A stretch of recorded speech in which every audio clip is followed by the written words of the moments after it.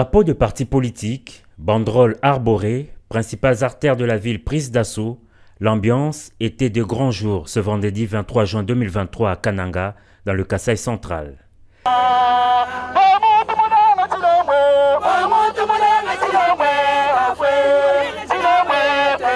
Effervescence dans les rues, effervescence aussi à l'aéroport où la mobilisation était impressionnante pour l'accueil du chef de l'État. Et c'est en fin d'après-midi que le président de la République est arrivé dans le chef-lieu du Kasaï central.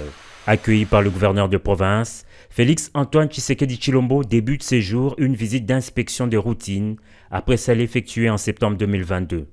Son séjour de 24 heures à Kananga sera aussi l'occasion pour le chef de l'État d'inspecter les différents travaux lancés dans le Kasaï central, mais aussi se faire une idée très précise de l'état de la province. Une province actuellement ravagée par de nombreuses têtes d'érosion. L'urgence s'impose et à peine arrivé, le numéro 1 du pays, noyé dans la foule, s'est immédiatement rendu au site érosif SNCC en plein cœur de Kananga pour le lancement des travaux de sauvegarde en urgence de ces sites dans le cadre du projet d'urgence et de résilience urbaine de Kananga, Puruk en cible.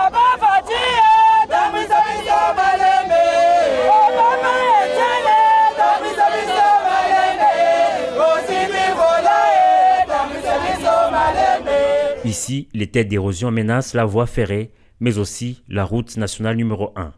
Le gouvernement de la République, qui a obtenu de la Banque mondiale un crédit de 100 millions de dollars, tient à travers le projet Puruk à mettre fin aux têtes d'érosion à Kananga, a fait savoir le ministre d'État, ministre de l'Urbanisme et Habitat.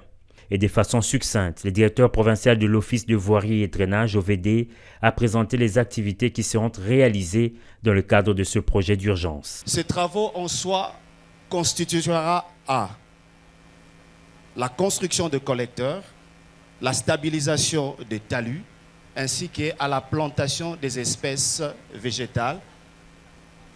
Tandis que le projet sur le site PK706, ce sont des travaux neufs auxquels l'entreprise non l'OVD fera face dans le cadre de ce projet. Après le mot, les actes, le président de la République a officiellement lancé ce projet à travers la pose de la première pierre en présence de nombreuses autorités nationales et provinciales.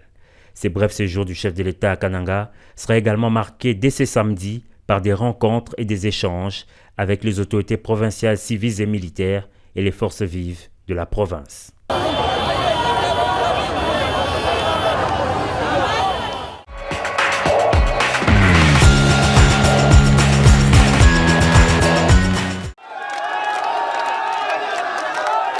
L'acte 2 du séjour du président de la République à Kananga dans le Kasaï central a été marqué premièrement par des audiences. Des personnalités se sont succédées au palais présidentiel, autorités traditionnelles et autorités provinciales. Au menu des échanges, l'état de la province. Ensuite, le président de la République a consacré le reste de la journée à la visite des travaux de construction ou de réhabilitation en cours dans plusieurs chantiers de la ville. Au complexe scolaire Kananga, ex-Athénée Royal, le chef de l'État Félix Antoine Tshisekedi Tshilombo, qui accompagnait le gouverneur de province John Kabea, a palpé du doigt l'évolution des travaux sur ces sites.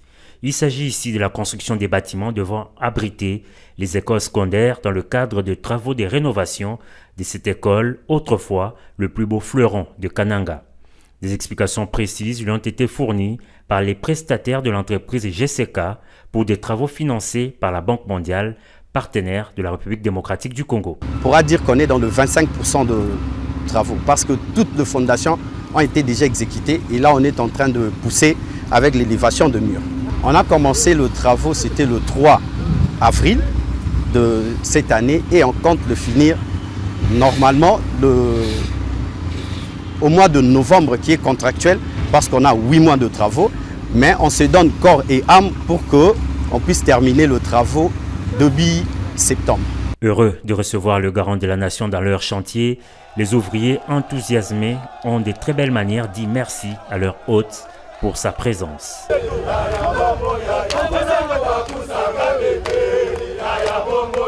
D'un chantier à un autre, le cortège présidentiel a pris la direction de la périphérie de la ville, direction l'hôpital provincial de référence où une morgue moderne est en construction. Financée par le gouvernement de la République à travers le Bureau central de coordination BESECO, cette entité est d'une capacité de 54 places, contrairement à celle d'avant qui n'est disposée que de 9 places. Avant de quitter cette ville, le premier citoyen du pays s'est rendu au nouveau campus de l'Université de Kananga en construction. Ici sortiront des terres dans le prochain mois d'imposants bâtiments pour l'amélioration des conditions d'études des étudiants. Et le président de la République a donné des instructions aux prestataires pour le parachèvement des travaux dans le délai. Le chef de l'État s'est enfin dirigé vers l'aéroport national de Kananga, direction la province sœur du Kasaï oriental.